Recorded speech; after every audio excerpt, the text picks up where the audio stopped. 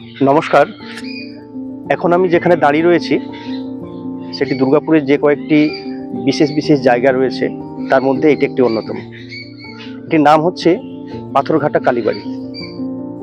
তো আমার ঠিক পিছনে রয়েছে দামোদর নদী, যা চুলাপানি ঝাড়খণ্ড থেকে শুরু হয়েছে তার পথ চলা এবং গিয়ে মিলিত হয়েছে শ্যামপুরের হুগলি শ্যামপুরে। এই দীর্ঘ পথ চলা সে রাস্তা অতিক্রম করেছে 592 কিলোমিটার।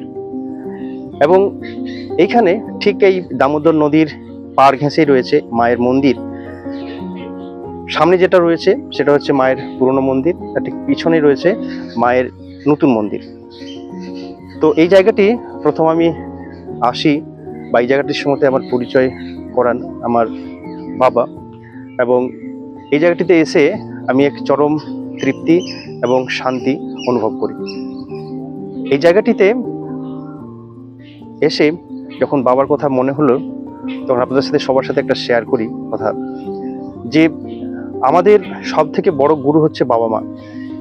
অতএব তাদের যদি আমরা সেবা করি তাহলে কিন্তু সমস্ত দেবদেবতা, আমাদের যে ব্রহ্মা বিষ্ণু মহেশ্বর, মা কালী, মা দুর্গা, যাই থাক, যত দেবদেবতা রয়েছে কিনা, তারা কিন্তু সবাই তাতে তুষ্ট হন, তাতে ওনারা আমাদেরকে আশীর্বাদ করেন দুহাত ভরে।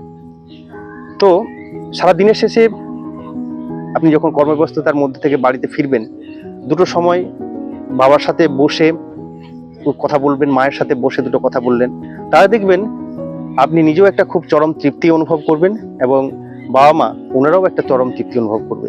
এর ফলে কি হবে?